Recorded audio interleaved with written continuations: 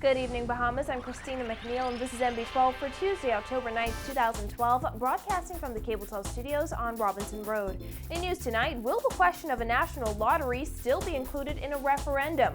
The Prime Minister answers. Examining the effect of gambling on mental health, the Police Staff Association pushes for officers to be armed on and off duty. The Prime Minister responds to concerns over a Member of Parliament's possible conflict of interest and plans for the 40th Independence celebrations. We have those stories and much more coming up tonight. Your NB12 starts right now.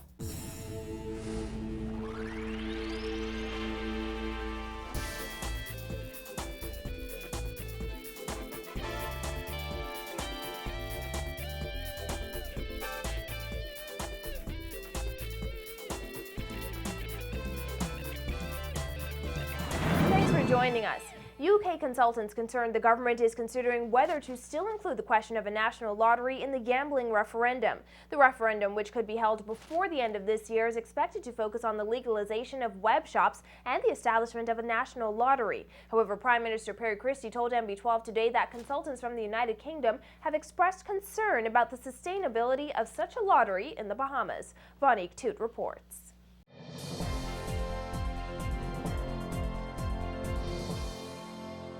Following today's cabinet meeting, Prime Minister Perry Christie and Tourism Minister Obi Wilchcombe had a teleconference with UK consultants about the upcoming gambling referendum. He told NB12 that consultants are concerned about the feasibility of a national lottery. Based on those concerns, Mr. Christie says the government must now carefully consider whether it wants to proceed with a national lottery. He noted that the biggest question that arises is there a sufficient market in the Bahamas to sustain such a lottery, as opposed to web shop operations? And that when people look at the size of the winnings in places like Florida and other states in the United States of America, the question is whether or not you can actually have something that is attractive enough to cause people to want to actually invest in it. Again, we indicated that what we have to do is to determine whether the lottery would be a lottery of 300,000 Bahamians or 5 million visitors that come to the Bahamas.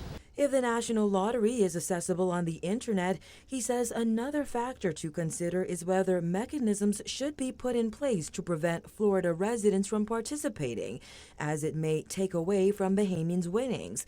We asked the Prime Minister if this means the question of a national lottery might no longer be included in the referendum. I've indicated the question, and I don't know.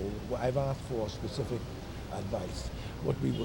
It came up in our discussions, and you rightly asked the question, and the response is that they had some concerns about it, and they expressed those concerns. The concerns had to do with whether or not it could be a sustainable activity in the Bahamas, and so we'll look at it very carefully moving ahead. And what I said to them is I was going to bring complete focus to it after the by-election.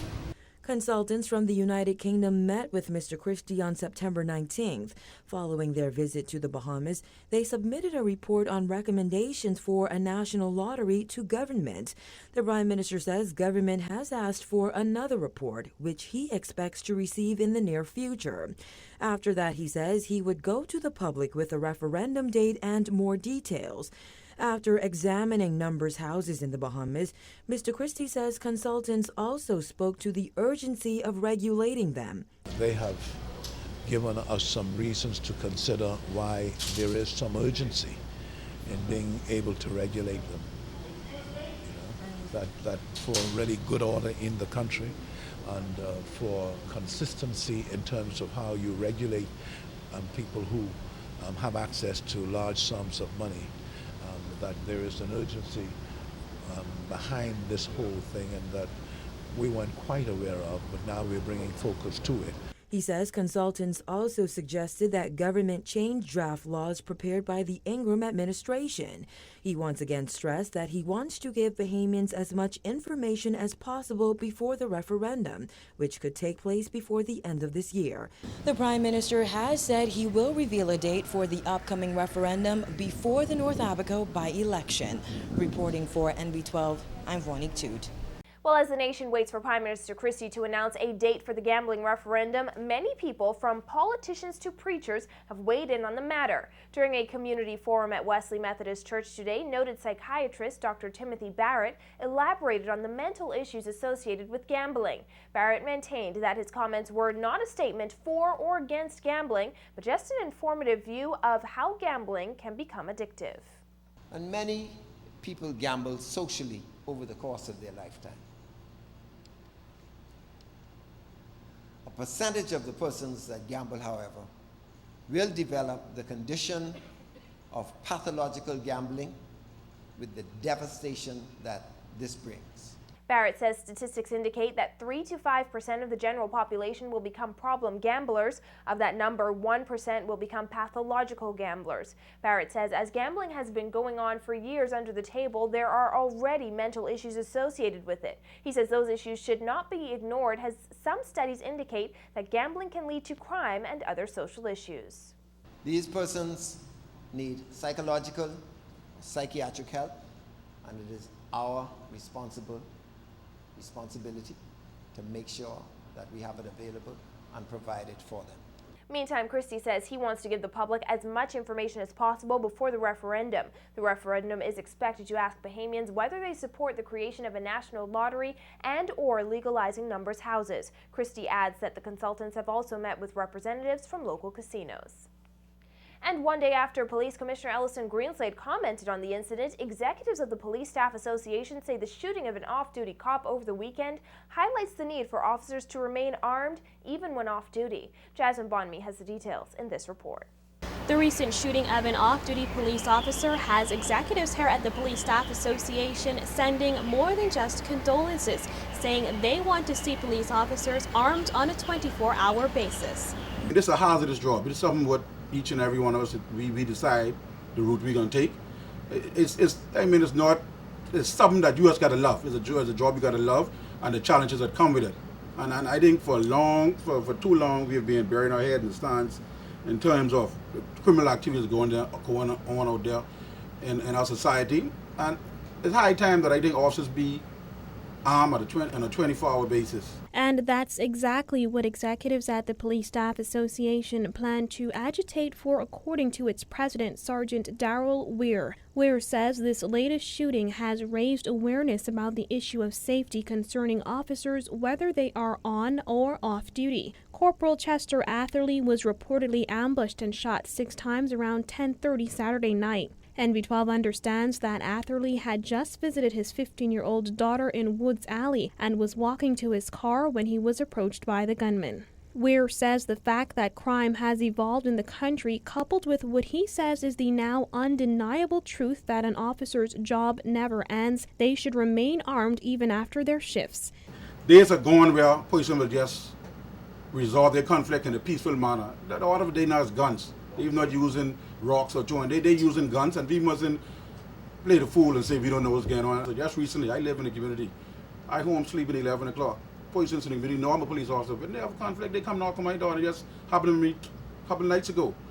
And they come, and I have to go deal with it. You know, I just can't say, hold on, call the 911. I'm a police officer. I have to go in and deal with it. I don't know what I was walking into, but being a person, uphold the law, and being paid to do it, I came in my bed and I went and deal with the situation. Weir adds that he and his team plan to meet with executives of the Royal Bahamas Police Force and officials from the Ministry of National Security very soon to discuss the matter they consider a top priority.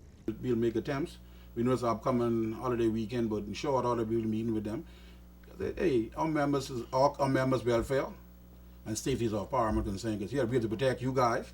If we can't protect ourselves, I'll expect for us to protect you. Meantime, Atherley's condition has been upgraded to stable, says Weir. An officer of more than 25 years, Atherley is stationed at the Wolf Road Police Station, where he was said to have a good relationship with his fellow officers. In 2009, Atherley and a police reservist were accused of robbing a man of $600 at gunpoint. However, the officers were cleared of the charges when the virtual complainant dropped the case several days later. Weir said PSA officials plan to once again visit their injured colleague who is still in hospital. We already met with them. I intend to go have a meeting with them today and be reaching out to the family. We're going to visit the family too. Because He's a member, and he's a brother. He's a beloved brother, and we will not stand idly by. Police have yet to make an arrest in the case. However, Police Commissioner Allison Greenslade says they are determined to bring those responsible to justice. Reporting for NB12, I'm Jasmine Bonamy. 1 month after school-based policing was launched in public schools, Commissioner of Police Allison Greenslade yesterday admitted he initially had some reservations about the initiative. More than 200 police officers were deployed to junior and senior schools throughout New Providence and Grand Bahama in September. Greenslade told NB12 that at the outset of the program, he was concerned about how he would shift police resources. We were challenged to a great extent to put our resources to the front lines to deal with hardcore criminal issues. Your armed robberies, your rapes, the murders, shooting reports, those kinds of things. And so when you take an organization, you shift resources, if you're not careful, you can get yourself into a bit of a difficulty. And so my reservations were around how I would, in fact, move resources around. And did I need to make the full step? In the first iteration, we went with a program where we referred to the officers as school liaison officers. Under the previous program, police officers visited schools throughout the day and were available to school officials when needed, but did not remain on campus. Greenslade says he thought that program was working extremely well. However, things have changed. The police chief says he now realizes that if police had not been on school campuses in recent weeks, a number of incidents that occurred could have been far worse. Any reservations that I would have had, and it would be unfair to say that I may not have had some reservations, have disappeared based upon what has happened since the opening of school. I am 100% satisfied that had we not been proactive, had we not taken the stand that we took for full immersion, we'd be in trouble. And even with full immersion, we have some situations now where we've had some kids injured outside of school.